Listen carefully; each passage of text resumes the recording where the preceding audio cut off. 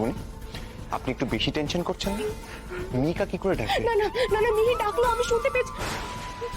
মিহির আবার শরীরটা খারাপ করলো না তো? আর এসব কি কথা বলছেন আপনি? মধুবনী, আপনার মেয়ের কিচ্ছু হবে না। মধুবনী, ওখানে কুশল আর স্নেহা আছে, আমি কুশলকে ফোন করার চেষ্টা করছি, আপনি প্লিজ চিন্তা করবেন না। আমি আরেকবার স্নেহাকে ট্রাই করছি।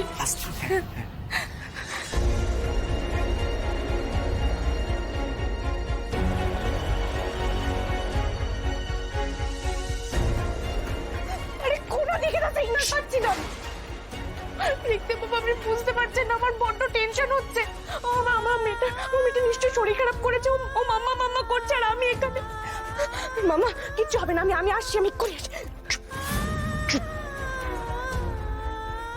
দেখুন মধুবনী, আমাকে একটা কথা বলুন, আপনি যদি চিন্তা করতে গিয়ে নিজে অসুস্থ হয়ে পড়েন, তাহলে মিহিকার কি হবে ভেবে দেখেছেন?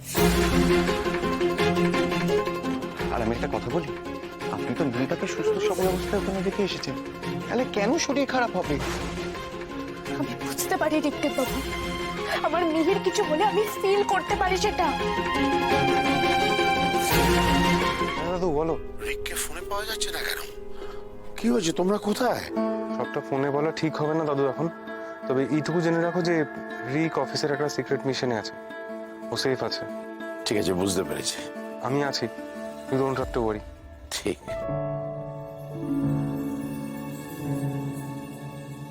যাক, তাহলে কাজ এগোচ্ছে। রিক বাড়ি ফিরলে নিশ্চয়ই সুখবর পাবো।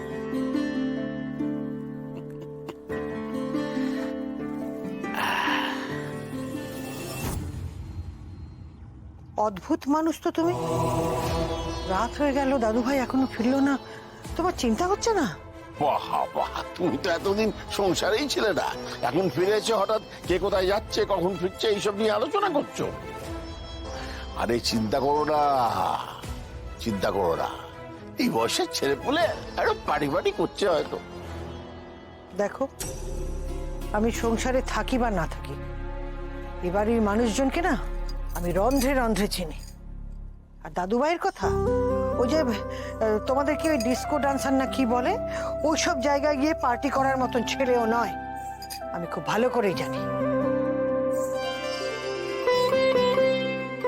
আর এই যে তুমি এখানে আরাম করে বসে বসে পা দোলাচ্ছ, এতে পরিষ্কার বুঝতে পারছি দাদু ভাই কোথায় আছে না আছে সেটা তুমি খুব ভালো করেই জানো।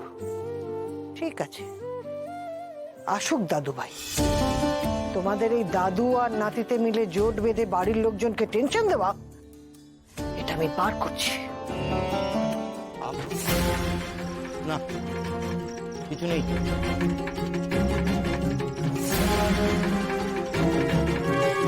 চলে যাচ্ছে, চলে যাচ্ছে, চলো।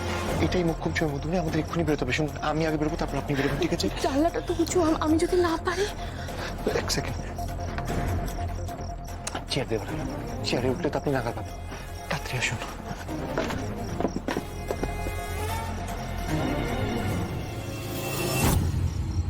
মধুবনী, আপনি চেয়ার উঠে লাফান। পারবো না, আমি পারবো না দেখতে বাবু। আমার কথাটা শুনুন, আপনি পারবেন, আপনি সব পারবেন, আমি আছি তো।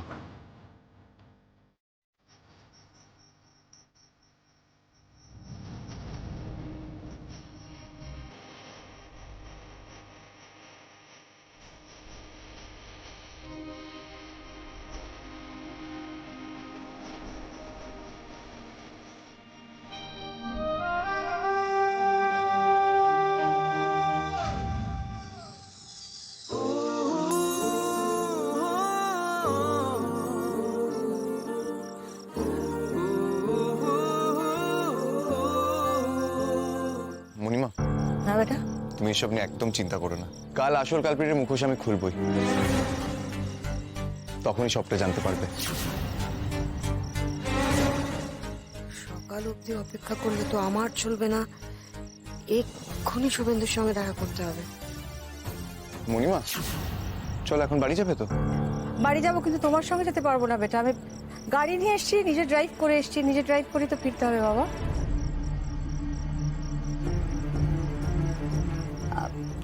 তুমি এগো, আমি আসছি। ঠিক আছে, কিন্তু সাবধানে যাবে তুমি। তুমিও সাবধানে এসো।